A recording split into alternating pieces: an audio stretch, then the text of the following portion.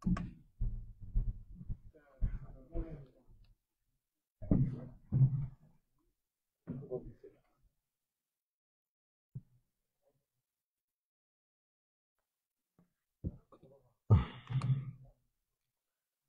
بالله من الشيطان الرجيم.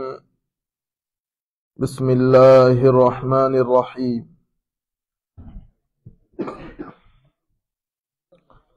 الحمد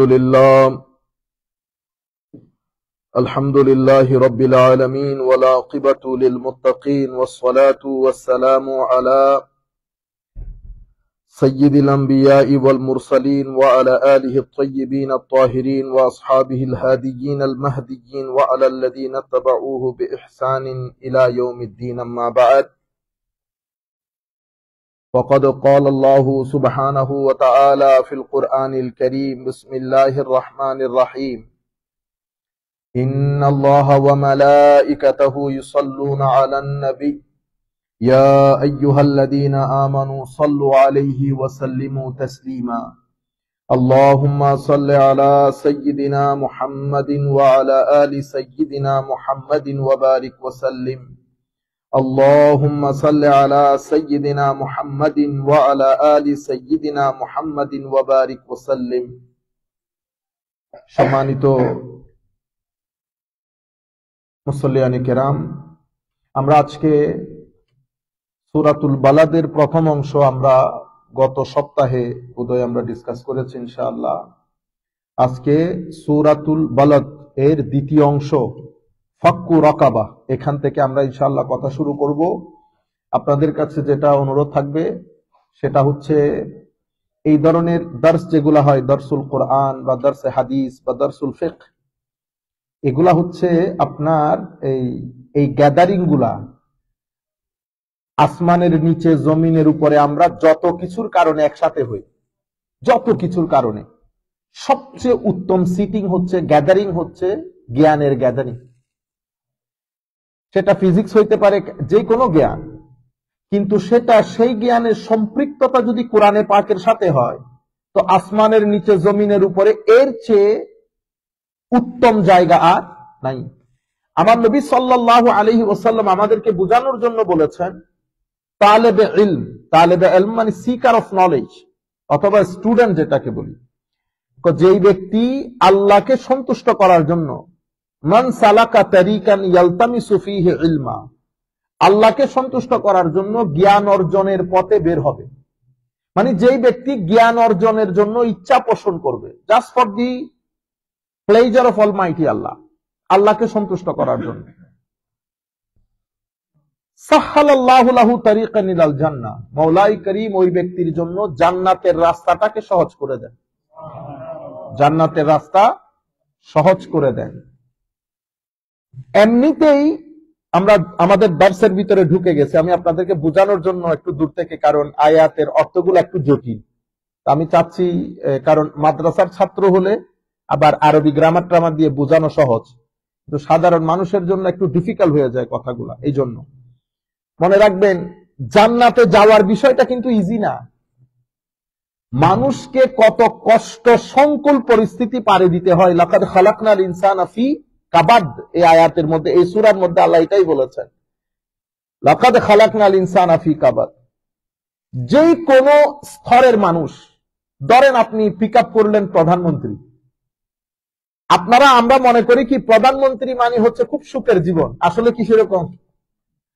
আমরা পুরা জাতির টেনশনকে এক প্লেটে রাখলে অথবা এক পাল্লায় রাখলে, প্রেসিডেন্টের টেনশনকে আরেক পাল্লায় রাখলে সেম হবে। আমরা মনে করি কি অনেক ইজি লাইফ, ঠিক আছে? ইন্ডাস্ট্রিয়ালিস্ট, বড় একজন ইন্ডাস্ট্রিয়ালিস্ট, গাড়ি বাড়ি নাম যশ খ্যাতি, আমরা মনে করি মাশাআল্লাহ how peaceful his life is. ঘটনা কিন্তু সেরকম না।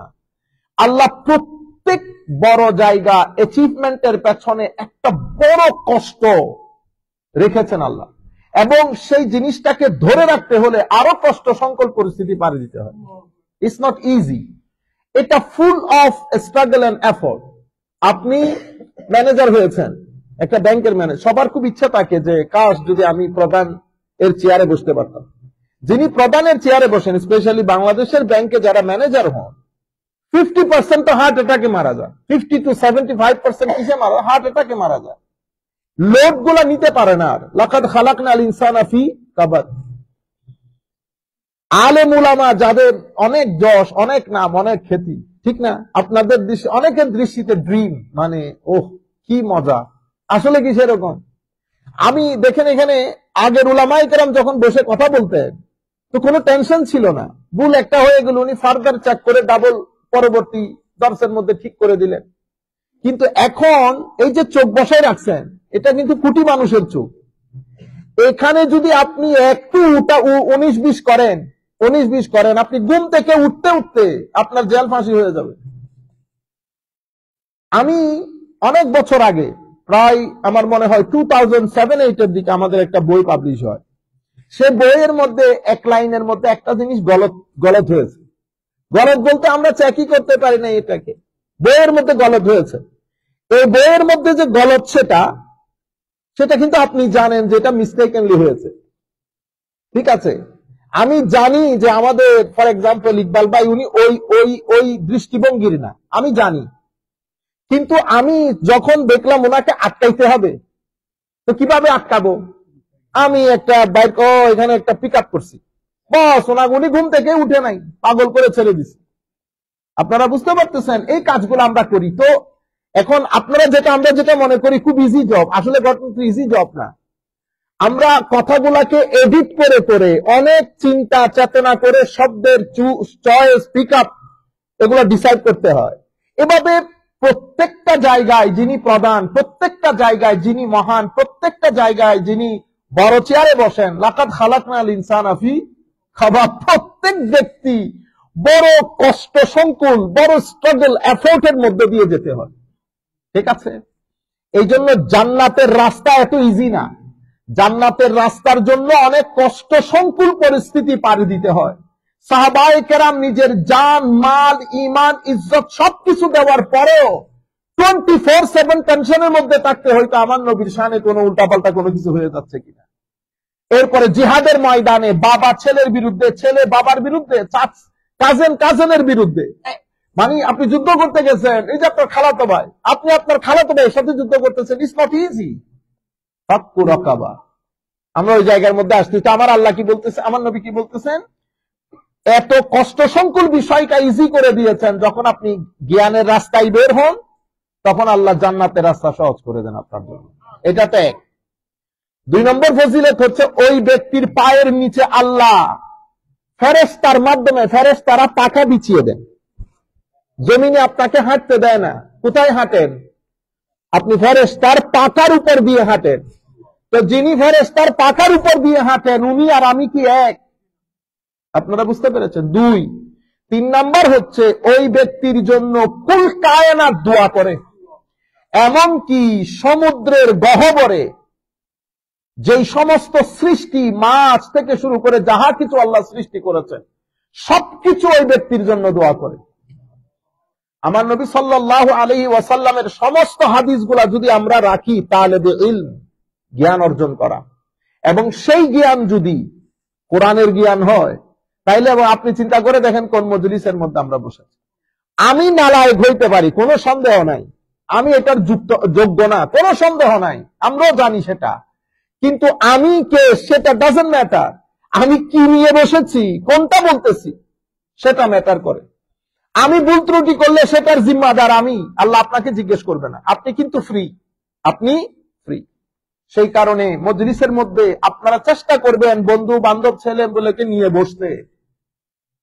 আমার নবী সাল্লাল্লাহু আলাইহি ওয়াসাল্লাম মসজিদে নববীর মধ্যে ঢুকে দেখতেছেন একটা গ্রুপ বসে এলমি আলোচনা করছে, আর একটা গ্রুপ বসে জিকির ইলাহি করছে। আমার নবী কখন দাঁড়ালেন, দাঁড়ানোর পরে দেখলেন, দেখার পরে কার সাথে বসেছেন জানেন? যারা জ্ঞান অর্জন নিয়ে, জ্ঞান নিয়ে কথা বলতেছেন, those who are discussing about knowledge. Holy Prophet sallallahu alaihi wasallam joined them in their discussion of knowledge. যারা আল্লাহর জিকিরে ব্যস্ত তাদের সাথে জয়েন করেন নাই। জয়েন কোথায় করেছেন? নলেজের গ্যাদারিং এ। কেন? বুঝানোর জন্য যে জিক্রে ইলাহির গ্যাদারিং এর চেয়ে জিক্রে এলমে ইলাহির গ্যাদারিং অনেক উত্তম, নলেজের গ্যাদারিং অনেক উত্তম।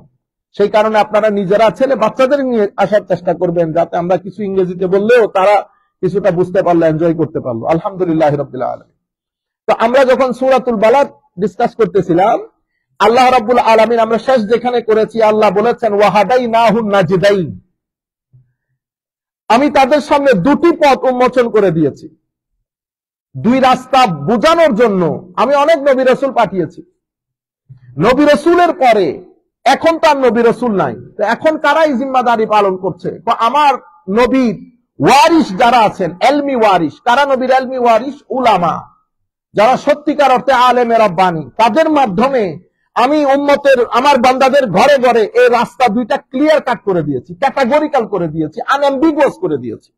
There is no ambiguity, no confusion with regard to the authenticity of path, true path, সিরাতুল মুস্তাকিম যেটা, সেটা আমি ক্লিয়ার করে দিয়েছি। এখন ওয়াহাদাইনাহুন নাজদাইন, এখানে আমার আল্লাহ শব্দ ব্যবহার করেছেন নাজদ। হাদিস যেটা করেছি সেটার মধ্যে বলা হয়েছে তারিক, সাহালাল্লাহু লাহু তারিকান ইলাল জান্নাহ। তাহলে কয়টা শব্দ ব্যবহার হয়েছে? নাজদুন, তারিকুন। আর সূরা ফাতিহার মধ্যে কি বলেছে? ইহদিনাস সিরাত আল মুস্তাকিম। তাহলে কয়টা শব্দ ব্যবহার হয়েছে? সিরাতুন। তাহলে নাজদুন, তারিকুন, সিরাতুন। নাজদুন, তারিকুন, সিরাতুন, তিনটার অর্থই রাস্তা, তিনটার অর্থই রাস্তা। কিন্তু কোরআনের মানে এটাকে আমরা বলি এজাজুল কোরআন, কোরআনের এক্সট্রা অর্ডিনারি মিরাকল ক্যারেক্টারিস্টিক্স। যদিও তিন শব্দের অর্থ রাস্তা, কিন্তু আপনি যদি ডিপ ডাউনে যান দেখবেন একটার সাথে একটা আসমান জমিনের ভাড়া গেছে, একটার সাথে একটা আসমান জমিন। আমরা ওই রাস্তায় ঢুকবো না আমরা, কারণ কিছু ইম্পর্টেন্ট কথা বলা দরকার। সিরাত, ইহদিনাস সিরাত আল মুস্তাকিম, তাইলে আমাকে বলেছে রাস্তা দুইটা পরিষ্কার করে দিয়েছি। এরপরে আমাকে শিখিয়ে দিয়েছে আমি যেন প্রত্যেক নামাজের একটা সূরা তো অবশ্যই পড়ি, সূরাতুল ফাতিহা প্রত্যেক নামাজে পড়তেছি। সেই জায়গার মধ্যে আমি বলতেছি না ইহদিনাস সিরাতাল, তো আমার আল্লাহ বলতেছে ওয়াহাদাইনাহুন নাজদাইন, আমি তো তোমাকে হেদায়েত করে দিয়েছি। কিন্তু আপনি এখানে বলতেছেন ইহদিনা, আমাকে হেদায়েত করেন। সূরাতুল বালাদের মধ্যে বলেছে হেদায়েত করে দিয়েছি, কিন্তু আমি সূরাতুল ফাতিহার মধ্যে বলতেছেন ইহদিনা, হেদায়েত করেন। এই কারণে শুধু অনুবাদ করে দিলে হয় না। উলামায়ে কেরাম যখন অনুবাদ করেন, আলেমে রাব্বা, আমার মতো উলামা অনুবাদ করলে তাহলে আমি ঠিক আমার মতো অনুবাদ করতে পারবো না। কেন? কারণ কোরআনের সমস্ত ইউসেজ গুলো আমার চোখের সামনে নাই। সেই কারণে আপনার ডিপেন্ড করতে হয় বড় উলামার উপর, যারা যখন কথা বলেন তখন কোরআন, হাদিস, উলামায়ে কেরামের অভিমত, সাহাবায়ে কেরামের, তাবেঈনের অভিমত তাদের চোখের সামনে হয়, তাদের চোখের সামনে হয়। সেই কারণে আমরা তাফসীরের কিতাব তাফসীর করতে গেলে আমরা কার উপর ডিপেন্ড করি? ওই যারা মুফাসসির তাদের উপর ডিপেন্ড করি। কেন? কারণ তারা এক আয়াত যখন কথা বলেন তো কোরআনের এই ধরনের হাজারো আয়াত তাদের চোখের সামনে থাকে, আমাদের পক্ষে সম্ভব না। তাইলে ওয়াহাদাইনা, এই জিনিসগুলো পিক আপ করে কারা? আমাদের যারা এথিস্ট গ্রুপ আছে, ঠিক আছে, ইন্টেলেকচুয়াল গ্রুপ, তারা এগুলো পিক আপ করে মানুষকে বলে কনফিউজ করে দেয়। কেন? আমি একদম শুরুর দিন আপনাদেরকে বলেছিলাম কোরআন শরীফ বোঝার জন্য তিনটা জিনিস লাগে। প্রথম যে জিনিস সেটা হচ্ছে আরবদের পরিভাষা যদি না বুঝেন, কারণ এটা তো আরবি, তাহলে আমাকে এটা বোঝার জন্য আগে আরবদের আরবি বুঝতে হবে। আরবরা আরবি শব্দটাকে কোন সময় কিভাবে কোন অর্থে ব্যবহার করে এটা যদি না বুঝি তাইলে আমরা কোরআন শরীফ বুঝতে পারবো না। এরপরে উলামায়ে কেরামের অভিমত জানতে হবে, হাদিস শরীফ জানতে হবে, তখন আপনি অনুবাদগুলো পারফেক্টলি করতে পারবেন। তাইলে ওয়াহাদাইনাহুন নাজদাইন, আমি দুটি রাস্তা পরিষ্কার করে দিয়েছি। তো এখানে হাদাইনাহু মানে কি হবে? আমি দুটি রাস্তা তোমাদের সম্মুখে একেবারে ক্লিয়ার করে দিয়েছি। আর সূরা ফাতিহার মধ্যে আমি বলতেছি ইহদিনা আস-সিরাতাল মুস্তাকিম, এখানে ইহদিনা মানি এই ইরাতুত তরিক হতে পারে, ইসাল ইলাল মতলুব হতে পারে। ইরাতুত তরিক মানি, ইহদিনা মানি আমাকে রাস্তা দেখান। আমরা বলতেছি আল্লাহ রাস্তা দেখাইলে হবে না শুধু। কেন? কারণ আপনি রাস্তা দেখাবেন বলতেছেন, তো ওখানে তো সিরাতুল মুস্তাকিমের উপর শয়তান বসা আছে, সেই তো বলতেছে লা আকউদান্না লাহুম সিরাতাকাল মুস্তাকিম, আমি তাদের সিরাতুল মুস্তাকিমের উপর বসা থাকবো। এখন যদি আমি ইহদিনা মানি বলি ইরাতুত তরিক, রাস্তা দেখান, তা রাস্তা দেখান ওই তো আমার 7-5-14 বুঝাই আর 2 নম্বর রাস্তায় ঢুকাই ফেলবে। তাইলে কি হবে? না, ইহদিনার আরেকটা অর্থ হচ্ছে ইসাল ইলাল মতলুব, আল্লাহ আমাকে সিরাতুল মুস্তাকিমে পৌঁছিয়ে দেন। শুধু দেখাইলে হবে না রাস্তা, তাহলে পৌঁছাইলে কেমনে পৌঁছাবেন? আল্লাহ এসে পৌঁছাইতে পারবেন না। তখন আমার আল্লাহ বলতেছেন কি, সিরাতাল্লাযীনা আনআমতা আলাইহিম। সিরাত হচ্ছে এমন রাস্তা যেটাতে চলার কারণে আমি বান্দাদের উপর নিয়ামত দান করেছি। আনআমতা আলাইহিম মানে মুনআম আলাই, আল্লাহর ব্লেসেড বান্দা, যারা ব্লেসেড, নিয়ামত প্রাপ্ত। এখন আমরা নিয়ামত প্রাপ্ত বান্দা কাকে বলবো? এই জন্য কোরআন শরীফের আরেক আয়াত আল্লাহ বলতেছেন নিয়ামত প্রাপ্ত বান্দারা হচ্ছে নবী। এটা তো কোয়াইট আন্ডারস্টুড। নবী, সিদ্দিক, যাদের ভিতর বাহির সত্যবাদী, শহীদ, সালেহ, আল্লাহর ওলি, আউলিয়া, এই চার ক্যাটাগরির মানুষকে আল্লাহ রাব্বুল আলামিন কোরআনে পাকের মধ্যে কি বলেছেন? মুনআম আলাই, নিয়ামত প্রাপ্ত বান্দা। তাহলে নবী রসুল তো এখন নাই, নবী রসুল এখন নাই। সিদ্দিক, শহীদ, সালেহ, এই তিনটা জিনিস তো। এখন আমরা কোরআনে পাকের সূরাতুল হাদীদের একটা আয়াতের মধ্যে আল্লাহ বলছেন ওয়াল্লাযীনা আমানু বিল্লাহি ওয়া রুসুলিহি উলাইকা হুমুস সিদ্দিকুনা ওয়াশ শুহাদা ইনদা রাব্বিহিম। সিদ্দিক আর শহীদ কারা? তো যারা ওয়াল্লাযীনা আমানু বিল্লাহি ওয়া রুসুলিহি, যারা অন্তঃকরণে আল্লাহ আল্লাহ রসুলের দিনকে মেনে নিয়েছে, অতঃপর সেই দিন নিজের জীবনে বাস্তবায়ন করেছে, অতঃপর নিজের অন্তর থেকে আল্লাহ বাদে বাকি চাহিদাগুলো থেকে নিজের অন্তরকে পরিষ্কার করে তাকওয়া ইখতিয়ার করেছে, অর্জন করেছে, অতঃপর নিজের ভিতর বাহিরকে পবিত্র করেছে তওবার পানি দিয়ে। কিসের পানি দিয়ে? তওবার পানি দিয়ে, ইস্তেগফারের পানি দিয়ে, অতঃপর তাকওয়ার পানি দিয়ে পরিষ্কার করেছে। তাদেরকে আল্লাহ মহব্বত করেছেন। সেই সমস্ত বলিরা হচ্ছে আসল মুমিন। আপনারা বুঝতে পেরেছেন? এখন তাইলে আল্লাহর নিয়ামত প্রাপ্ত বান্দা কারা? যারা আল্লাহর ওলি তারা। তো ইহদিনাস সিরাতাল মুস্তাকিম ইসালিল আল মাতলুব, মানে আল্লাহ আমাকে ওই টার্গেটেড প্লেসে পৌঁছিয়ে দেন। তো আমি কিভাবে যাব? With navigation. কার সাথে নেভিগেশন? আল্লাহর ওলিদের সাথে, ওলিদের দেখানো পথে। তাহলে আমার এখানে ডিসাইসিভ ফ্যাক্টর হচ্ছেন আল্লাহর ওলি, those who are in the company of আউলিয়া। তাহলে গ্যারান্টিড এরা সিরাতুল মুস্তাকিমের মধ্যে আছে। Those who criticize and goes against the teachings of the আউলিয়া, বুঝতে হবে সিরাতুল মুস্তাকিমের মধ্যে আর নাই। এটাকে বলে ইসাল ইলাল মতলুব, ওয়াহাদাইনাহুন নাজদাইন। তাইলে আমি যখন সিরাতুল মুস্তাকিমে আল্লাহর ওলিদের, সেই কারণে আল্লাহ এই ওয়াহাদাইনাহুন নাজদাইনকে বই কেন্দ্রিক করে নাই। কি কেন্দ্রিক করেছে? ব্যক্তি কেন্দ্রিক। কারণ বই থেকে হেদায়েতটাকে বোঝা যায়, পাওয়া যায় না। ব্যক্তি থেকে হেদায়েত পাওয়া যায়, ব্যক্তি থেকে হেদায়েত। কিন্তু সেই ব্যক্তি যেন তেন ব্যক্তি না। ব্যক্তি দুই ধরনের, হয় ঈমান খেয়ে ফেলবে, নতুবা ঈমানকে বাড়িয়ে দেবে। দুইটা থেকে একটা। বুঝতে পেরেছেন? তো ঈমানকে বাড়িয়ে কারা দেয়? যারা মুত্তাকি, পরহেজগার, আল্লাহর ওলি। এখন আপনি বলবেন হুজুর আল্লাহর ওলি আপনি কেমনে বুঝবো? 10, 12, 20 জন, লাখো মানুষ যখন বলবে আল্লাহর ওলি, অবশ্যই আল্লাহর ওলি হবে। কেন? কারণ মানুষ যেটা সাক্ষী দেন যার ব্যাপারে, আল্লাহ সেই সাক্ষী সেই ব্যক্তির ব্যাপারে কবুল করেন। আপনি ইচ্ছে করলে কি কারো সুপারিশ আদায় করতে পারবেন? পারা যাবে না। এটা একটা ডিভাইন প্রসেসিং। আপনি এই ডিভাইন প্রসেসিং এ ইচ্ছাকৃতভাবে কিছু করতে পারবেন না। আল্লাহ রাব্বুল আলামিন হামি ও নাসির হোক। আল্লাহ রাব্বুল আলামিন সব ভালো কিছু বোঝার তৌফিক আমাদেরকে দান করুক। এরপর আমার আল্লাহ বলছেন ফালাকতাহামাল আকাবা, ফালাকতাহামাল আকাবা। হায় হায়, এমনিতে ইকতিহাম, ইকতিহাম মানে আরবির মধ্যে আরেকটা শব্দ আছে দুখুল। দুখুল মানে প্রবেশ করা, ইকতিহাম মানে প্রবেশ করা। কিন্তু ইকতিহাম আর দুখুল, প্রবেশ করার মধ্যে ফারাক হচ্ছে, দুখুল প্রবেশ করা যেটা, সেটার মধ্যে কোনো স্ট্রাগল নাই, আপনি ইচ্ছে করলে ঢুকতে পারবেন। ইকতিহাম এটা এমনি দুখুল না, এটা অনেক কষ্ট সংকুল পরিস্থিতি পাড়ি দিয়ে ঢুকতে হয়। ফালাকতাহামাল আকাবা, আপনি যখন ধরেন শত্রু আক্রমণ করেছে, হায় হায়, শত্রু আক্রমণ করার পরে আপনি যখন আপনি জানেন যে এটা পাহাড়, পাহাড়ের ওই মাঝখানে একটা সুন্দর জায়গা আছে, আপনি যদি ওখান পর্যন্ত উঠে যান তো ওই পাহাড়ের সাথে একটা ব্রিজ করে ওই পাহাড়ের সাথে সংশ্লিষ্টতা আছে, একটা ব্রিজের মাধ্যমে। প্রথমে তো ওই মাঝখানের জায়গার মধ্যে যদি আপনি উঠে যান, আপনি জানেন যে শত্রু আর আপনাকে কি করতে পারবে না, ধরতে পারবে না। এরপরে মাঝখানের যে ব্রিজ আছে সেটা দিয়ে আপনি অন্য পাহাড়ে টপকায় চলে যেতে পারবেন। ওই মাঝখানের ব্রিজটাকে কি বলে? আকাবা। কি বলে?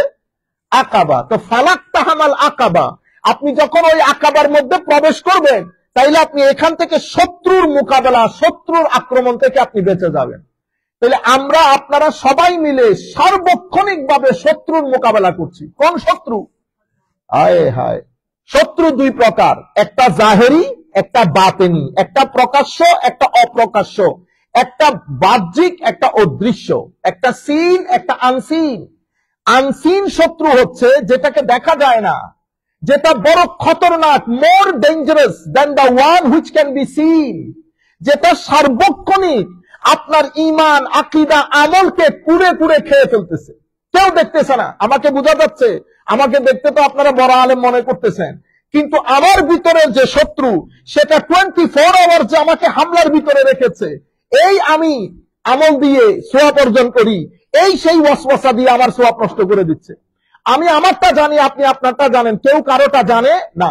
সেই কারণে মানুষ রহস্যের পাহাড়, মানুষ রহস্যের পাহাড়। আমি যেই ব্যক্তিকে আল্লামা আলেমের রাব্বানী মনে করছি, সেই জানে সে আলেমের রাব্বানী কিনা। সেই কারণে সবাই আল্লাহর দরবারে যখন ফরিয়াদ করে, কি বলে? আল্লাহ, আমার চেয়ে বড় জালেম দুনিয়াতে নাই, আমার চেয়ে বড় জালেম দুনিয়াতে। আবার সব এক কেন্দ্রিক না, সব এক কেন্দ্রিক না, এটা আদবের জায়গা। তো মানুষ যখন আল্লাহর দরবারে হাত তুলে, তখন সব সময় নিজেকে জালেমের জায়গায় দাঁড় করিয়ে দেন। আপনি কি তাকে জালেম বলতে পারবেন? আমার নবীও এই কাজ করতেন। আমার নবীও যখন ফরিয়াদ করতেন, বলতেন, আল্লাহ আমি খুব সাদা সিধা। তা আমার নবী কি সাদা সিধা? এমনিতে এমনিতে এটা মানুষের একটা হিউম্যান ফিলসফি। মানুষ যেই ব্যক্তি নিজেকে ভদ্রভাবে উপস্থাপন করবে, খুব সাদা সিধা রাখবে, আপনি দেখবেন তাকে দাম দেবেন না। এটা একেবারে সাধারণ একটা মানুষের মানুষের মানুষের একটা নিয়ম নীতি, নেচার। আমি আপনাকে বললাম অমুক ভদ্রলোক, এটা আপনাদের এলাকার লোক, গিয়ে কথা বলে দেখতে পারেন, আপনার প্রবলেম সলভ হয়ে যাবে। আপনি গেলেন, ভদ্রলোক গেটম্যান আপনাকে অনেক খাই খাতির করলো, ভিতরে নিয়ে গেল, উনি নিচে নেমে আসলেন, আপনাকে অনেক মহব্বত করেছে, টাকা দিয়েছে, পয়সা দিয়েছে, আপনার পাশে বসে কথা বলেছে। আপনার ভিতরে যে একটা দূরত্ব ছিল সেটা চলে গেছে। আপনার ভিতরে যে একটা ক্ষোভ, ভয়, ভীতি, হেজিটেশন ছিল, দূর হয়ে গেছে। আপনি বাইরে এসে আপনার বন্ধুকে বলতেছেন দূর, আপনি বলছেন বড় মানুষ, তা আমাদের মতো বসে অনেকক্ষণ আলাপচারিতা করলাম। একই মানুষকে আমি আবার আরেক জায়গায় পাঠিয়েছি, সেখানে গেটম্যান তাকে আধা ঘন্টা ইন্টারভিউ করছে। গেটম্যান এর পরবর্তীতে ভিতরে ঢুকিয়েছে, আধা ঘন্টা বসাই রেখেছে। এর পরবর্তীতে স্যার নেমে আপনার সাথে ইন্টারভিউ করে আপনাকে কড়া কড়া কথা শুনিয়েছে। এরপরে বলেছে চা আছে, চা খেয়ে আপনি চলে যান, আমরা পরে কথা হবে। আপনি বাইরে আল্লাহু আকবার, তখন আপনি বলতেছেন, ভাই কি মানুষের কাছে পাঠালেন, তো অসম্ভব বড় মাপের মানুষ। উল্টা ঘটনা না? ঠিক এই ঘটনা আমার নবীর ক্ষেত্রে ঘটেছে। আমার নবী যেই বলেছে, আনা বেশানো মিসলুকু, আসো বসো, এটা হ্যাঁ আমি তোমাদের মতোই, আসো এই রাস্তায় চলো। একেবারে আমার নবী মাটির মানুষ হয়ে গেছে, সাধারণ মানুষের মতো আচরণ করেছে। আপনি বাইরে গিয়ে বলতেছেন উনি আমার মতো। বুঝতে পেরেছেন? উনি ওনার শানে মাহবুবিয়ত আপনাকে দেখায় নাই। ওনার শানে মাহবুবিয়ত, ওনার স্ট্যাটাস, ওনার মকাম মর্তবা যেটা আল্লাহ দান করেছেন, সেটা আপনাকে দেখায় নাই। আপনি কি করলেন? You label him with the very common brush, আমাদের মতো, লাইক আস। কিন্তু আমার নবী যখন আবার ওই সাহাবীর কথাই বলেছেন, ওয়েট ওয়েট ওয়েট ওয়েট, কি বললো তোমরা? ইন্নী সামি'তু কালামাকুম, আমি তোমাদের কথাগুলো শুনেছি। আদম সফিউল্লাহ ওয়া হুয়া কাযালিক, ইব্রাহিম খলিলুল্লাহ ওয়া হুয়া কাযালিক, ঈসা রূহুল্লাহ ওয়া হুয়া কাযালিক, মূসা কালিমুল্লাহ ওয়া হুয়া কাযালিক। মূসা, ঈসা, আদম আলাইহিমুস সালাতু ওয়াস সালাম সবাই আপন আপন জায়গায়, কেউ সফিউল্লাহ, কেউ কালিমুল্লাহ, কেউ রূহুল্লাহ, সব ঠিক আছে। আমি কে? ওমা তোমরা আমার কথা বলবো না, আমি কে? আলা ওয়া আনা হাবিবুল্লাহ ওয়ালা ফখর, আমি আল্লাহর হাবিব, এই নিয়ে আমি কোনো অহংকার করি না। রুয়ে জমিনের মধ্যে আমার চেয়ে কেউ সম্মানিত নাই, এটা নিয়ে আমি কোনো অহংকার করি না।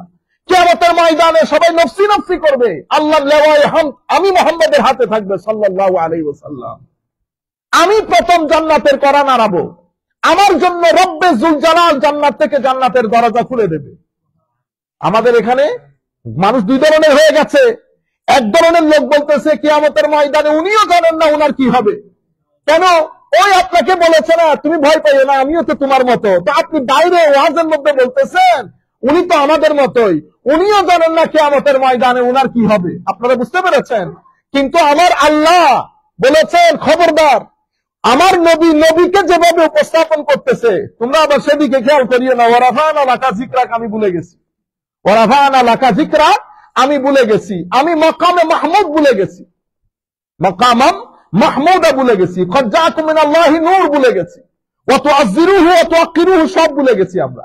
এই জন্য এটা মানুষের একটা ফিলোসফি। মানুষ মানে আরেকজনকে যখন খুব ছোট করে উপস্থাপন করে মানুষ ওইটাই বুঝে যে আমাদের মতোই হবে।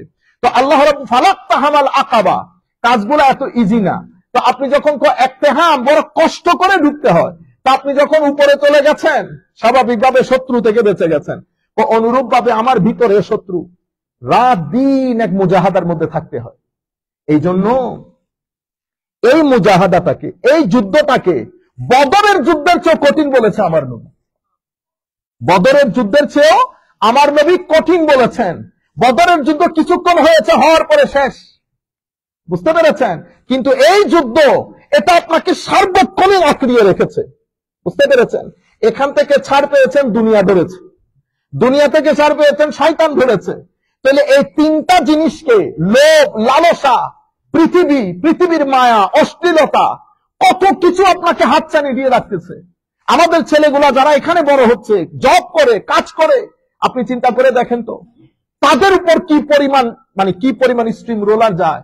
দুনিয়া ডাকে তাদেরকে অন্য রাস্তায় টাকা ইনকাম ভেরি ইজি দিন দিন। কারণ এমন একটা দুনিয়াতে আমরা বসবাস করতেছি যেখানে টাকার কম্পিটিশন চলে। Everybody needs more money to live in a beautiful house, to use a good car, everybody needs মানি। কিন্তু আপনি যে পরিমাণ টাকা আমরা ইনকাম করি সেটা তো মাস শেষ হওয়ার সাথে সাথে শেষ হয়ে যায়। কিন্তু এখানে অন্য রাস্তাও আছে টাকা ইনকামের। আপনি এক পরীক্ষা এখানে দিচ্ছেন, এক পরীক্ষা অশ্লীলতার দিচ্ছেন, এক পরীক্ষা সিস্টেম্যাটিক লাইফের দিচ্ছেন, এক পরীক্ষা সবরের দিচ্ছেন। এই পাবক পরীক্ষাগুলো দিচ্ছেন কি কারণে? জান্নাতে যাওয়ার জন্য, জান্নাতে যাওয়ার জন্য। তো আমার আল্লাহ এই কারণে বলেছেন ফালাক্তাহামাল আকাবা ওয়া মা আদরাকা মাল আকাবা। তোমরা জানতে চাইছো আকাবা কি? সুবহানাল্লাহ। আল্লাহুম্মা সাল্লি আলা সাইয়্যিদিনা মুহাম্মাদিন ওয়া আলা আলি সাইয়্যিদিনা মুহাম্মাদিন ওয়া বারিক ওয়া সাল্লিম। আমার আল্লাহ বলছেন ওয়া মা আদরাকা মাল আকাবা। সে ধর্মের ঘাটিতে প্রবেশ করে নাই। তোমরা জানো ধর্মের ঘাটি কি? হায় হায়, আমার আল্লাহ তিনটা কথা বলেছেন এখানে।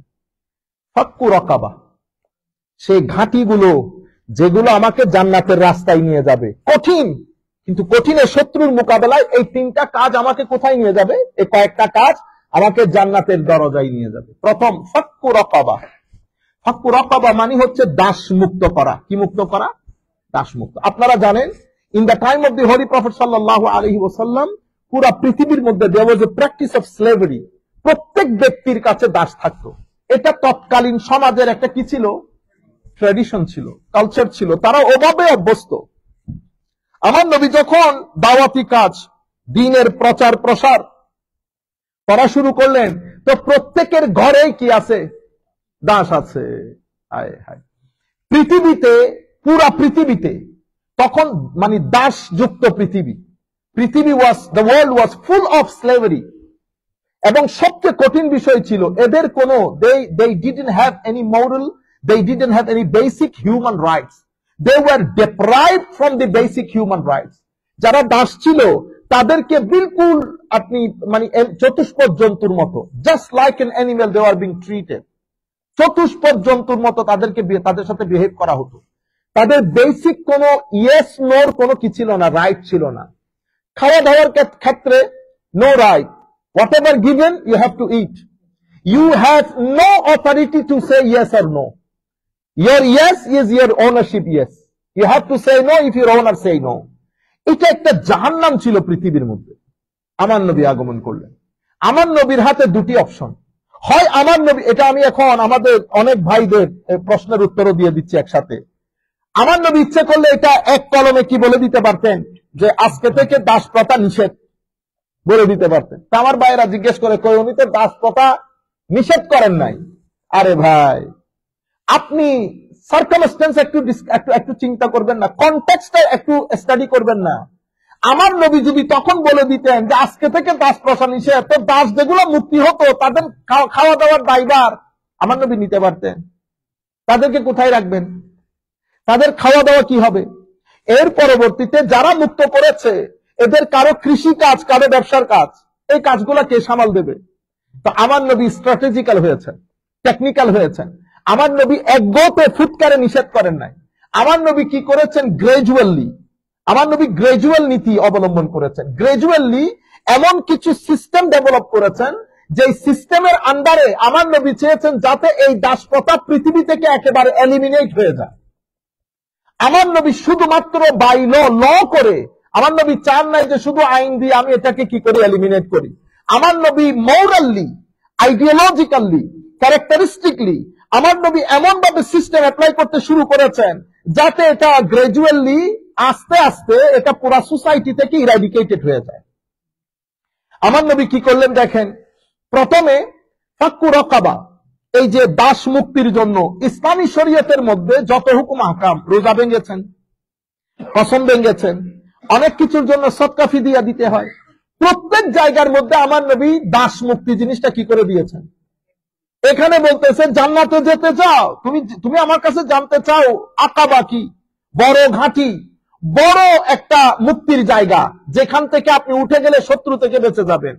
তো তুমি আমার কাছে জানতে চাও জান্নাতে, জাহান্নাম থেকে বাঁচার জন্য জান্নাতে ঢুকার বড় রাস্তা কি, সেখানেও কি বলতেছেন? ফাক্কু রাকাবা। রোজা ভেঙে ফেলেছেন ইচ্ছাকৃত ভাবে, আপনি এখন সদকা করবেন, তো প্রথম কি? ফাক্কু রাকাবা, আগে দাস মুক্তি। তো যারা ফাইন্যান্সিয়ালি এইবল তারা আস্তে আস্তে দাসগুলাকে মুক্ত করা শুরু করেছে, নাম্বার 1। নাম্বার 2, আমার নবী বলেছেন if you want to keep your slave, আপনি যদি আপনার দাসটাকে রাখতে চান, আপনি make sure you have to ensure his basic human rights. Basic human rights কি এনশিওর করতে হবে? আমার নবী রুলিং জারি করে দিয়েছেন, যা খাবে তা খাওয়াবে, যা খাবে whatever you eat provide this food to him as well, number 1। যা পড়বে তা পড়াবে, যেটা আপনার ক্লোদিং এর ক্ষেত্রে যা ক্লোদিং আপনার আছে সেই ক্লোদিং আপনি তাকেও দান করবেন, বুঝতে পেরেছেন? নাম্বার 2। নাম্বার 3, আপনি তাকে তার সাধ্যের বাইরে কোনো কিছু তার উপর চাপিয়ে দিতে পারবেন না। তো আপনাকে তো ধরতে গেলে আমার নবী সাল্লাল্লাহু আলাইহি ওয়াসাল্লাম দাসের উপর যে অত্যাচার হচ্ছে সেটা আমার নবী কি করে মিনিমাম লেভেলে নিয়ে এসেছে। যা পড়বেন তা পড়াবেন, যা খাবেন তা খাওয়াবেন, তাকে তার সাধ্যের বাইরে কোনো কিছু চাপিয়ে দিতে পারবেন না। তাইলে তো দাসটা অলরেডি টেকনিক্যালি মুক্তই হয়ে গেছে, আপনি তো তাকে দাস হিসেবে ট্রিটই করতে পারতেছেন না। এই গ্রাজুয়ালি আমার নবী এটাকে এলিমিনেট করতে করতে পুরো পৃথিবী থেকে দাস প্রথাই খতম হয়ে গেছে, পুরো পৃথিবী থেকে দাস প্রথাই খতম হয়ে গেছে। আমার নবী হাদিসে পাকের মধ্যে ইরশাদ করেছেন if you want to protect yourself from the hell fire, যদি আপনি চান আপনাকে জাহান্নামের আগুন থেকে মুক্ত হতে, তো রিলিজ আ স্লেভ, মেক হিম ফ্রি, আপনি কোন একটা দাসকে মুক্ত করে দেন।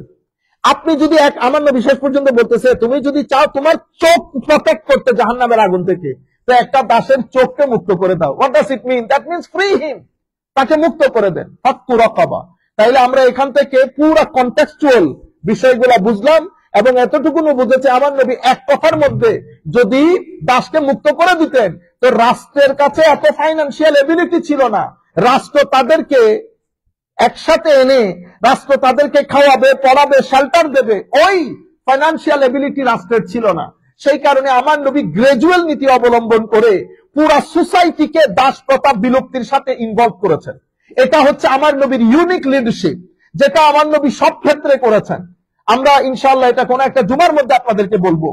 আমেরিকা দীর্ঘ 10 বছরের চেয়ে বেশি সময় নিয়েছে, শেষ পর্যন্ত মদ সমাজ থেকে তারা কি করতে পারে নাই, এলিমিনেট করতে পারে নাই। প্রথম 2 বছর যখন মদকে ব্যান করে দেওয়া হয়েছিল, সেই 2 বছরে শুধু মানুষের এই প্রটেস্টে মদ ব্যানটাকে তুলে দেওয়ার জন্য শত শত মানুষ মারা গেছে, শত শত মানুষ মারা গেছে। ঘরে ঘরে মানুষ মদের আসর বসিয়েছে যখন মদ ব্যান করে দেওয়া হয়েছে। একটা পৃথিবীর সবচেয়ে শিক্ষিত জাতি, সভ্য জাতি 10 বছর সময় নিয়ে মদকে ব্যান করতে পারে নাই। আর আমার নবী সাল্লাল্লাহু আলাইহি ওয়াসাল্লাম 1400 বছর আগে আল্লাহ যখন গ্রাজুয়ালি মদকে হারাম করেছেন, গ্রাজুয়ালি, প্রথমে একদিনে হারাম করেন নাই, গ্রাজুয়ালি, যেদিন বলেছে আজ থেকে মদ ব্যান, তখন সাহাবায়ে কেরাম সোসাইটি তারা রেডি হয়ে গেছে।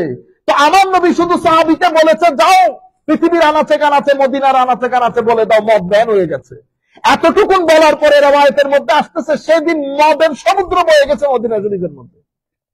সেই তারিখ থেকে আজকের তারিখ পর্যন্ত মুসলমানদের লাখ খারাপ হতে পারে, কিন্তু রাস্তার মধ্যে যখন আপনাদেরকে মদের চেক করা হয়, মুসলমান দেখলে এখনো পর্যন্ত সমীহ করে, আর যাই হোক মুসলমান মদ খাবে না। 14-1500 বছর আগে আমার নবী শুধু বলেছেন মদ ব্যান হয়ে গেছে। আর আধুনিক যুগে 10 থেকে 15 বছর, আমি ডিটেল আলাপ করবো ইনশাআল্লাহ, 10 থেকে 15 বছর নেওয়ার পরেও শত শত মানুষ জীবন দিয়েও মদের ব্যান শেষ পর্যন্ত তুলে দিতে হয়েছে। আপনারা বুঝতে পেরেছেন, দিন আমার নবী সেরকম একটা লিডারশিপ ছিল, কিন্তু আনফরচুনেটলি পুরো ধর্মটাকে আমরা রাজনীতিকরণ করে একটা নির্দিষ্ট দেশের এজেন্ডা বাস্তবায়নের জন্য, নির্দিষ্ট দেশের আইডিওলজিকে সমাজের মধ্যে প্রতিষ্ঠা করার জন্য পুরো দিন সম্পর্কে মানুষকে কনফিউজ করে ফেলেছে। আমাদের এটা কোনো কারণে কোনোভাবেই উচিত হয় নাই। মানুষ সেকুলার হয়ে গেছে, মানুষ এইথিস্ট হয়ে গেছে আমাদের কারণে। আমরা শুধুমাত্র এই প্ল্যাটফর্মটাকে, না আমি ধর্মীয় রাজনীতি, অবশ্যই ধর্মীয় রাজনীতি, আমার নবীর দ্বীনের মধ্যে রাজনীতি আছে, সব নীতি আছে, কিন্তু আমি যখন সেটা করব বলে করব, আপনাদেরকে ডাকবো যে এটা আমি ইসলামী রাজনীতি, কিন্তু আমি তলে তলে অন্য কাজ, অন্য দেশ, নির্দিষ্ট একটা ব্যক্তির আইডিওলজি। এখন আপনি যদি বলেন যে এই কমিটি গঠন করা হয়েছে, এখানে কোনো মাজার থাকবে না, এই রাইট আপনাকে কে দিল? এই রাইট আপনাকে কে দিয়েছে? এটা তো সন্ত্রাসবাদী কথা।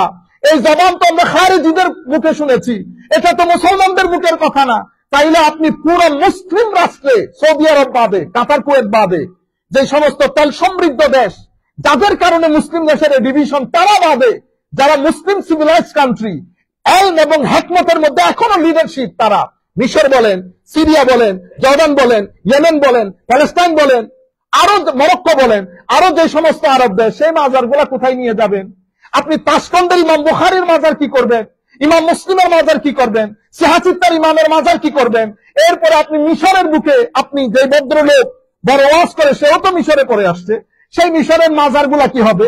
আমার নবীর মাজারকে, তাইলে তো আপনারা সময় পেলে আমার নবীর মাজারে ভেঙে উড়িয়ে দেবেন, ঠিক না? এটা খারেজিয়ত।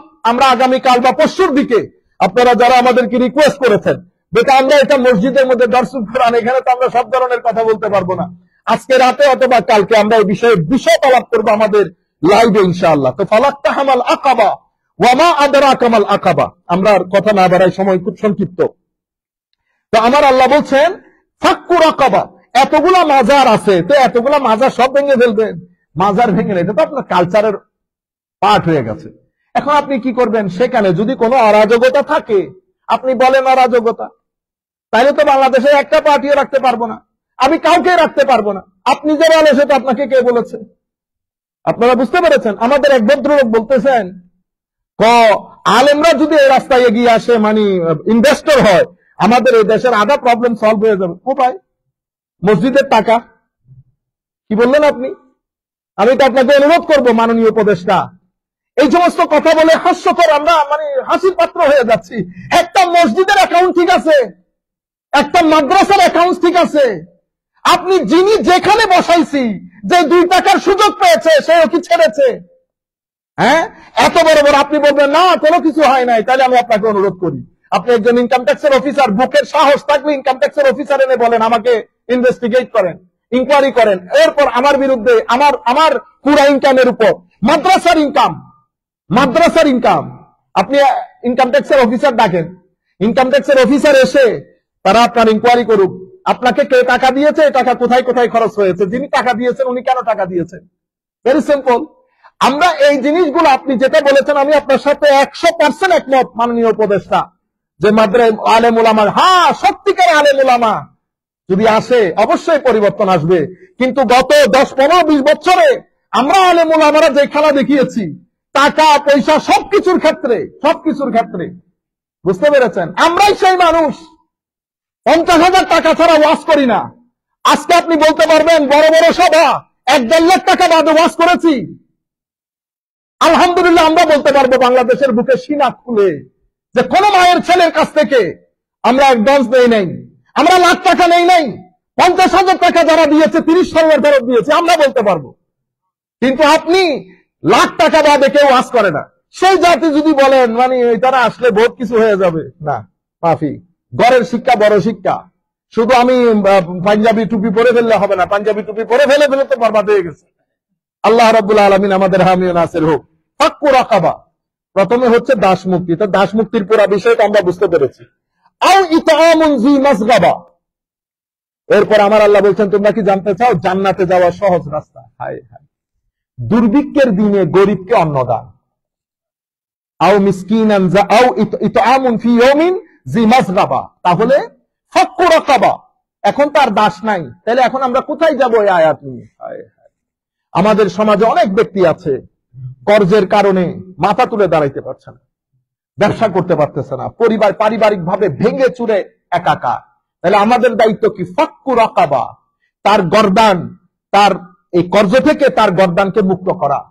এবং আমাদের দেশে যারা ফাইন্যান্সিয়ালি খুব বেশি কষ্টের মধ্যে আছে তাদেরকে সহযোগিতা করা, এগুলা হচ্ছে জান্নাতে যাওয়ার সহজ রাস্তা। এরপরে আউ ইতআমুন ফি ইয়াউমিন জি মাসগাবা, দুর্ভিক্ষে দিনে অন্ন দান করা। এখন আমাদের সমাজের মধ্যে গরিব গোরাবা অনেক মানুষ অন্ন নিয়ে সমস্যায় থাকে, তাইলে আমার আল্লাহ সহজ রাস্তা কোনে দেখিয়েছে? যাদেরকে খাওয়া দাওয়ার ক্ষেত্রে মানুষকে সহযোগিতা করা। আপনাদের যাদের কাছে ভালো টাকা পয়সা আছে, আপনারা অন্তত $50 তো আমরা প্রত্যেক ব্যক্তি খরচ করতে পারি না? আপনারা গ্রাম অঞ্চলের মধ্যে প্রত্যেক ব্যক্তি যে কোনো একটা পরিবারকে স্পন্সর করবেন, তাকে মাসে মাসে $50 দিবেন, অথবা আপনারা $500 একসাথে করে এলাকার মধ্যে যারা যে কাজ করতে চায় তাদেরকে বলবেন এটা চাঁদা, তুমি আবার 2 মাস পরে আমার টাকা আমাকে ব্যাক করে দিবা। এভাবে আপনারা সহযোগিতা করবেন সবাই মিলে। আপনারা তো সহযোগিতা করতেছেন বিদায় এই হালত, অনেকে বুঝেও না, করতেছেন বিদায় এই হালত, না করলে তো হালত আরো খারাপ হইতো। প্রত্যেকের এলাকাতে সহযোগিতা করেন নিঃসন্দেহে, সেটা জারি রাখবেন, আর যারা করেন না তারা করার চেষ্টা করবেন। তাহলে আও ইতআমুন ফি ইয়াউমিন জি মাসগাবা ইয়াতীমান আও মিসকিনান যা মাতরাবা। আমার আল্লাহ বলেছেন মিসকিন মানি মাতরাবা মানি তুরাব, মাটি, অর্থাৎ মাটি মিশ্রিত মিসকিন, তার মানে হচ্ছে একেবারে নিঃস্ব মানুষকে কি করা? আও মিসকিনান যা ইয়াতীমান যা মাতরাবা আও মিসকিনান যা মাতরাবা, অর্থাৎ আপনার ইয়েতিম আত্মীয় স্বজন যারা আছে তারা এবং গরিব অসহায় ব্যক্তি তাদেরকে অন্নদান। তাহলে অন্নদান কাকে করব? সহযোগিতা কাকে করব? ফাইন্যান্সিয়ালি আমার আত্মীয় স্বজনের মধ্যে গরিব এবং বেশি অসহায় মানুষ, তাদেরকে আমরা অর্থনৈতিকভাবে সহযোগিতা করব, অর্থনৈতিকভাবে তাদেরকে মুক্তি দান করব। এটা হচ্ছে আমাদের জান্নাতে যাওয়ার সহজ রাস্তা। আচ্ছা, এরপরে আমার আল্লাহ কি বলেছেন? সুম্মা কানা মিনাল্লাযীনা আমানু ওয়া তাওয়াসাউ বিস-সাবরি ওয়া তাওয়াসাউ বিল মারহামা। অতঃপর শুধু আপনি ভালো কাজগুলা করলেন কিন্তু ঈমানের ক্যাটাগরিতে আসলেন না, এরকম হবে না। আমার আল্লাহ কি বলতেছেন? সুম্মা কানা মিনাল্লাযীনা আমানু, এরপরে মুমিনের কাতারে শামিল হও, ওয়া তাওয়াসাউ বিস-সাবর ওয়া তাওয়াসাউ বিল মারহামা, পরস্পরকে সবরের উপদেশ দেয় এবং রহমতের উপদেশ দেয়। তাইলে একটা ঈমানের ক্যাটাগরিতে ঢুকার পরে মানুষকে একজন আরেকজনকে ধৈর্যের কথা বলা, কারণ এই পৃথিবী, ওই যে বলেছি, এটা কষ্টের পৃথিবী, এটা এখানে ফিতনা পাবেন, মানসিক কষ্ট, শারীরিক কষ্ট, এখানে ধৈর্য বাদে আপনি নাড়াচাড়া করতে পারবেন না। এখানে ম্যাক্সিমাম অনেক মানুষ ইউরোপের মধ্যে আত্মহত্যা করে এই ধৈর্যের কনসেপ্ট না থাকার কারণে। তো আমাদের ধর্মের মধ্যে একটা মৌলিক কনসেপ্ট ধৈর্য, ওয়া তাওয়াসাউ বিস-সাবর, আমাদেরকে ধৈর্য ধরতে হবে। কেন? কারণ এটা full of tribulation, full of sedition এই পৃথিবী, এটা ফিতনার দুনিয়া, এখানে আপনি কষ্ট পাইতেই হবে। এখানে যেই ব্যক্তিকে আপনি সারা জীবন, ফর এক্সাম্পল আপনি বলতেছেন হুজুর দেখছেন এরা আমি প্রত্যেক মাসে 10,000 টাকা দিই, 10 বছর সে ছেলের বিয়ে দিয়েছে, আমাকে দাওয়াতই করে নাই, কমন না একেবারে? আপনারা যেই ব্যক্তির ঘর বেঁধে দিয়েছেন, আপনি ঘর বেঁধে দিয়েছেন, পরের বছর বাড়িতে গিয়ে দেখতেছেন সে আপনার ছোট্ট একটা জায়গা ছিল এটা দখল করে নিয়েছে, আপনার বিরুদ্ধে কি বসে বিচার বসিয়েছে, ঠিক না? আপনি মেনে নিতে হবে, এটা পৃথিবী, এটা এরকমই। আর যেই সমস্ত মানুষ আমার আল্লাহ যাদেরকে পিক আপ করে নেন তাদেরকে এই সমস্ত পরিস্থিতিতে বেশি ফেলেন। উপায় কি? সবর করে ইগনোর করা, সবার সাথে কখনো ঝগড়া করতে যায়েন না, এমন ব্যক্তির সাথে জিন্দেগিতে ঝগড়া করবেন না যার একটা কথা আপনার ইজ্জত চলে যাবে। এই জন্য আমার নবীকে বলেছেন, যদি হাবিব এই জাহেল মূর্খরা যদি আপনার সাথে কথা বলে কালু সালামা, হুজুর ইগনোর করেন, বলেন ঠিক আছে, তোমরাও ঠিক আছো, ঠিক আছে ভাই, তোমার ধর্ম নিয়ে তুমি থাকো, কথাই বলিয়েন না। আপনারা ভদ্রলোক জ্ঞানী মানুষের সাথে আর্গুমেন্ট করেন, ইজ্জত থাকবে। এই সমস্ত লোকের সাথে ঝগড়া করতে গেলে আপনি একেবারে ওদের ক্লাসে নেমে আসতে হবে। আপনি ওদের ক্লাসে নেমে কথা বলতে পারবেন না। আল্লাহ রাব্বুল আলামিন আমাদেরকে রক্ষা করুক। এটা দুনিয়া। এর পরবর্তীতে উলাইকা আসহাবুল মাইমানা, আমি এতটুকুনের মধ্যে আসতে চাইতেছিলাম। এগুলো বলার পরে আমার আল্লাহ বলতেছেন এরা হইল ডানপন্থী। কি পন্থী? ডানপন্থী। উলাইকা আসহাবুল মাইমানা, এই সবাই যারা কি করে, মানুষকে সহযোগিতা করে, মানুষের গর্দান থেকে কর্জ ঋণ পরিশোধ করে মানুষকে মুক্তি দেয়, এবং সমাজের মধ্যে খাদ্যের যেই শর্টেজ থাকে সেটাকে এলিমিনেট করে, মানুষের সোসাইটির মধ্যে খাদ্যকে এনশোর করে প্রত্যেকের বেসিক রাইটস। এরা যারা আছে এরা হচ্ছে ডানপন্থী, এরা হচ্ছে ডানপন্থী। তো তাফসীরের মধ্যে উলাইকা আসহাবুল মাইমানা, আমার আল্লাহ বলতেছেন এরাই হচ্ছে জান্নাতবাসী, এরাই হচ্ছে সৌভাগ্যশালী, এরাই হচ্ছে সৌভাগ্যশালী। আগে আমরা পুরা সূরাটা পড়ে নেই, এরপরে ডানপন্থী বামপন্থী একটু করে বলবো। ওয়াল্লাযীনা কাফারু বিআয়াতিনা, কিন্তু যারা এই কাজগুলো না করে বরং আমার আয়াতকে অস্বীকার করে, হুম আসহাবুল মাশআমা, তারাই হচ্ছে বামপন্থী। কারা কারা? বামপন্থী। মাশআমা, তারাই দুর্ভাগা। আলাইহিম নারুম মুসাদা, এবং এই সমস্ত বামপন্থী যারা, দুর্ভাগ্য যারা, তারাই অগ্নি পরিবেষ্টিত অবস্থায় বন্দী থাকবে। বুঝতে পেরেছেন? এখন রাজনীতির জন্য তাফসীর করা সেটা কিভাবে হয় আমি আপনাদেরকে দেখাই। আমি যাদের সাথে রাজনীতি করি তাদের মধ্যে কিছু মানুষের সাথে আমার ডিসএগ্রিমেন্ট আছে, ঠিক আছে? আমি কি করলাম, তাদেরকে নিয়ে আইনা কোরআনের আয়াতের মধ্যে ফেলেছি। উলাইকা হুম আসহাবুল মাইমানা, আল্লাহ রাব্বুল আলামিন এই আয়াতের মধ্যে ওই ডানপন্থী যারা রাজনীতি করে, মুখ করে, সমুখ করে, খায়, ওর দেখে দেখায়, ওরে বেটা তুমি কোন সুফিজম আসছো বেটা? কোরআনে আল্লাহ যেটা বলতেছেন, এবং এই ডানপন্থী বামপন্থীর ব্যাপারে সূরা ওয়াকিয়ার মধ্যে আল্লাহ বিস্তারিত বলেছেন কারা ডানপন্থী কারা বামপন্থী। আপনি যে ডানপন্থী বামপন্থী মনে করতেছেন, ওই ডানপন্থী বামপন্থীর মতো আল্লাহ কোরআনে পাকের মধ্যে বলেন নাই। আল্লাহ বলেছেন যেই সমস্ত মানুষ আমার নবীর বিধান মেনে নিয়েছে, যেই সমস্ত মানুষ আমার নবীর বিধানকে সমাজের মধ্যে বাস্তবায়ন করেছে, গরিবকে সহযোগিতা করেছে, খানা খাইয়েছে, সমাজের অরাজকতা দূর করেছে, আল্লাহর আইনকে আল্লাহর আইন মেনেছে, নিজের জীবনে বাস্তবায়ন করেছে, বাস্তবায়নে সহযোগিতা করেছে, তারা সৌভাগ্যশালী। তারা কে? সৌভাগ্যশালী। তারা ডানে থাকবে। তারা কি থাকবে? ডানে থাকবে। তাদের আমলনামা আল্লাহ ডান হাতে দান করবে। কনসেপ্ট জুদা জুদা। কারণ আপনি যে রাইটিস্ট লেফটিস্টের কথা বলতেছেন, এটা তো ফ্রেঞ্চ রেভলিউশনের পরে এসেছে, ফ্রেঞ্চ রেভলিউশনের পরে এসেছে। আমরা যে রাইটিস্ট লেফটিস্ট মনে করি, ফ্রেঞ্চ রেভলিউশনের পরে স্বাভাবিকভাবে এই কি বলে পার্লামেন্টের মধ্যে যারা পার্লামেন্ট যিনি ফাদার অফ পার্লামেন্ট, ওনার রাইটে বসতেন তাদেরকে রাইটিস্ট বলতো, যারা লেফটে বসতেন তাদেরকে লেফটিস্ট বলতো। এই রাইটিস্ট লেফটিস্ট গুলো according to the society, according to the culture, এদের ডেফিনিশন, ক্যারেক্টারিস্টিক পরিবর্তন, পরিশোধন, পরিমার্জন হয়।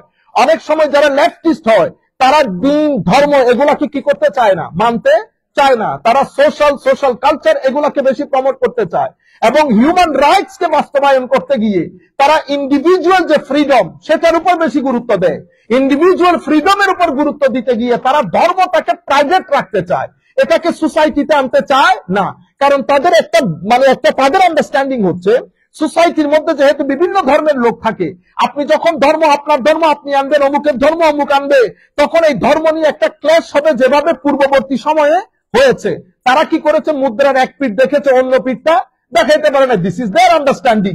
আমার দায়িত্ব কি? আমার দায়িত্ব হচ্ছে এই লেফটিস্ট রাইটিস্ট বলে তাদেরকে দিন থেকে দূরে করা না, তাদেরকে দিনের দাওয়াত দিয়ে সামনের দিকে নিয়ে আসা।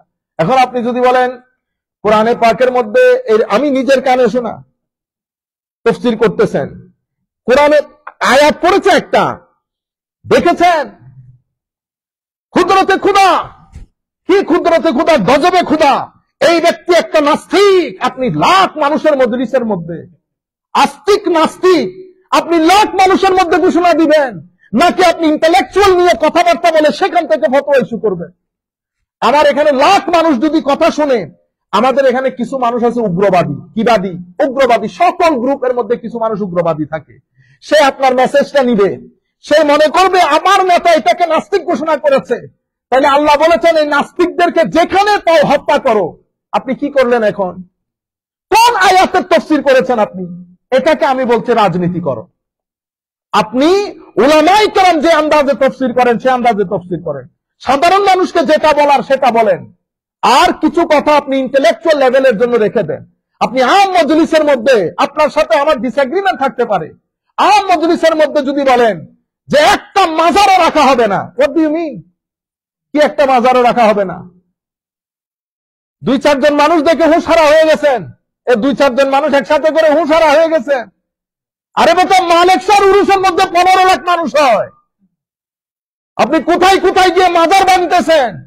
আসেন চট্টগ্রামের বুকে শক্তির পরীক্ষা হয়ে যাক। এগুলো শিখাইতেছেন, একটা ব্যক্তি নাই, সবাই হুঙ্কার মারে বাংলাদেশের মধ্যে মাজার নিশ্চিহ্ন করে ফেলা হবে। ও ভাই, ভণ্ডদের নিশ্চিহ্ন করেন, সেটা একটা সিস্টেম অনুযায়ী। আপনি করতে পারবেন নিশ্চিহ্ন? নিশ্চিহ্ন কে করবে? আমার কাজ হচ্ছে মানুষকে প্রথমে এজুকেট করা, এজুকেট করার পরে আমরা আইনের আশ্রয় নেই। এখন আমি কি এটা আমি নিজে নিতে পারবো? আপনার ভাইকে অমুক ব্যক্তি হত্যা করেছে, আপনি নিজের চোখে দেখেছেন, আপনি ওই ব্যক্তিকে হত্যা করেছেন, কোর্ট কি আপনাকে মাফ করে দেবে? কোর্ট মাফ করে দেবে কেন? কারণ আপনি আইন নিজের হাতে তুলে নিয়েছেন। বেটা, আপনি আইন নিজের হাতে তুলে নিতে পারবেন না। এগুলাকে বলে গুন্ডামি, সান্ডামি, সন্ত্রাসবাদী। তাফসীরুল কুরআন মাহফিলের মধ্যে আবার এই ধরনের শব্দ আসে কোত্থেকে? আপনারা বুঝতে পেরেছেন? আল্লাহ রাব্বুল আলামিন আমাদের হামি ও নাসির হোক। আমরা সরকারের যারা যথাযথ অথরিটি তাদেরকে বলবো, আল্লাহর ওয়াস্তে এই সমস্ত হুঙ্কার যারা যে মজলিস থেকে দেয় তাদেরকে হয়তো আইনের আওতায় আনা হোক, এবং তাদেরকে এটা বোঝানো হোক যে এগুলো সন্ত্রাসবাদী কথা। বাংলাদেশ একটা শান্তির দেশ, সাম্যের দেশ, আমরা সবাই একসাথে থাকবো। আপনারা বুঝতে পেরেছেন? এখানে এই ধরনের কথাগুলো বললে তো আপনি তো গৃহযুদ্ধের দিকে দেশকে ফেলে দিবেন। কারণ আপনি এক জায়গায় যাবেন, যেখানে আপনি সুযোগ পাবেন সেখানে আপনি ভাঙবেন, যেখানে আমি সুযোগ পাবো সেখানে আমি ভাঙবো। এটা নিয়ে আইন, এটা নিয়ে আল্লাহ রসুলের আইন, এটা শিখিয়ে গেছেন। আমার নবী ইহুদি, নাসারা, খ্রিস্টানদের সাথে বসে মিসাকে মদিনা রচনা করেছেন এবং বলেছেন ইন্নাহুম উম্মাতুন ওয়াহিদা, সবাই মিলে এক নেশন। আমার নবী ইহুদি খ্রিস্টানকে এক নেশন করেছেন, আর আপনি মন্দিরের মধ্যে পাহারা দিচ্ছেন, মাজার ভেঙে দিচ্ছেন। কত বড় মুসলমান আপনি! আল্লাহ রাব্বুল আলামিন আমাদের হামি ও নাসির হোক। সরকার যদি মনে করে এটা নিয়ে ডায়ালগ করবে, আমরা ডায়ালগ করতে রাজি। আসেন সবাই বসি, আলাপ করি, কোন জায়গা থেকে কি হবে, সেটা কিভাবে ডিল করব। কোন একটা জায়গায় যদি অরাজকতা হয়, বেদাত হয়, গুলুব হয়, সেটা আমরা ডিসকাস করি। সব দলের লোক বসে, মতের লোক বসে একসাথে বলে আমরা একটা সুন্দর শান্তিপূর্ণ একটা ওয়ে আউট বের করি। এটা না সুন্দর কথা? মাজার ভেঙে দাও, অমুক ভেঙে দাও, আল্লাহ আমাদের হামি ও নাসির হোক। ঠিক আছে? তাইলে কোরআনে পাকের মধ্যে আল্লাহ সূরাতুল ওয়াকিয়ার মধ্যে, আপনারা যারা মাদ্রাসার ছেলে আছেন অনেকে এই সমস্ত কথাগুলো জিজ্ঞেস করেন, আপনারা যদি সূরাতুল ওয়াকিয়া পড়েন, সূরা ওয়াকিয়ার মধ্যে আল্লাহ রাব্বুল আলামিন বিস্তারিত বলেছেন। আপনারা যদি ইজা ওয়াকাতিল ওয়াকিয়া লাইসা লিওয়াকাতিহা কাযিবা খাফিদাতুর রাফিদা রাফিআ ইজা রুজ্জাতিল আরদু রাজ্জা ওয়া বুসসাতিল জিবালু বাসসা ফাকানাত হাবাআম মুনবাসসা ওয়া কুনতুম আজওয়াজান সালাসা। তারা তিনটা গ্রুপ হবে। আসহাবুল মাইমানা, মা আসহাবুল মাইমানা, আমার আল্লাহ বলতেছেন যারা ডান দিকে হবে, কতই সৌভাগ্যবান যারা ডান দিকে থাকবে। কারা ডান দিকে থাকবে? আল্লাহ রাব্বুল আলামিন যাদের আমলনামা ডান হাতে দান করবেন। এটা একটা সিম্বল। যারা ডান হাতে আমলনামা নেবেন জান্নাতি, যারা বাম হাতে আমলনামা নেবেন তারা জাহান্নামী। পুরা কিয়ামতের ময়দানে সবাই দেখবে জান্নাতি কে আর জাহান্নামী কে। আল্লাহ রাব্বুল আলামিন সেই দিন আল্লাহ যেন আমাদেরকে অপমান অকল্যাণ থেকে আল্লাহ রক্ষা করেন। আল্লাহ যেন আমাদের দুশমনদেরকেও আমলনামা ডান হাতে দান করেন। ওয়া আসহাবুল মাশআমা, মা আসহাবুল মাশআমা, আর যারা বাম দিকে থাকবে তারাই কতই দুর্ভাগা। এরপর আমার আল্লাহ বলছেন ওয়াসাবিকুনা সাবিকুন উলাইকাল মুকাররাবুন। অনেক কথা বলার পরে নিচে এসে আমার আল্লাহ রাব্বুল আলামিন ইরশাদ করছেন ওয়া আসহাবুল ইয়ামিন, মা আসহাবুল ইয়ামিন, যারা ডান দিকে তারা কতই ভাগ্যবান। ফি সিদরিম মাখদুদ, তারা কাঁটাবিহীন বদরিকা বৃক্ষে তাদের অবস্থান। ওয়া তালহিম মামদুদ, এবং কাদি কাদি কলায়। ওয়া জিল্লিম মামদুদ, দীর্ঘ ছায়ায়, অর্থাৎ কলা, ফ্রুট সব কিছুর বাগান আমার আল্লাহ রেখেছেন। যারা ডান দিকে থাকবেন, আমলনামা ডান হাতে থাকবে, তারা এই ধরনের বাগানের মধ্যে থাকবে। এরপরে বলতেছেন, শেষে গিয়ে বলতেছেন লিআসহাবিল ইয়ামিন ওয়া কানু ইয়াকুলুনা ওয়া লা মাজমুউন সুম্মা ইন্নাকুম লাআকিলুন ফাশারিবুন। এরপর আমানাবুল্লাহ বলতেন আসহাবুল শিমাল, মা আসহাবুস শিমাল। পরবর্তীতে জাহান্নামের কথা বলেছে, তাদেরকে এই দেয়া হবে, তাদের কাঁটাযুক্ত খাদ্য তাদেরকে দেওয়া হবে, এটা তাদের পেটের আতুরি সহ বের করে নিয়ে আসবে। এদেরকে আসহাবুল ইয়ামিন আর আসহাবুল শিমাল বলে। আল্লাহ সূরাতুল ওয়াকিয়া যদি আপনারা পড়েন আরো প্রচ্ছন্ন ধারণা আপনারা পাবেন। আল্লাহ রাব্বুল আলামিন আল্লাহর তৌফিকে আমরা সূরাতুল বলদ শেষ করেছি। ইনশাআল্লাহ আল্লাহ যদি চাহেন তো আগামী বৃহস্পতিবার সূরাতুল ফজর শুরু করব। আপনারা যদি সূরাতুল ফজর আসার ওই দিন একবার পড়ে নেন সূরাতুল ফজর, তাইলে এক দুইবার পড়ে নিলে আমরা এখানে পড়লে আপনাদের ভালো লাগবে। আল্লাহ রাব্বুল আলামিন আমাদের হামি ও নাসির হোক। মাওলাই করিম আমাদেরকে কবুল করুক। আমাদের হক ভাইয়ের মেয়ে অসুস্থ, উনি দোয়া চেয়েছেন, আপনারা সবাই দোয়া করবেন। এবং আরো বিভিন্ন জায়গা থেকে মানুষ দোয়া চান, সবার জন্য দোয়া রইল। আল্লাহ রাব্বুল আলামিন সবার মনোবাসনা পূর্ণ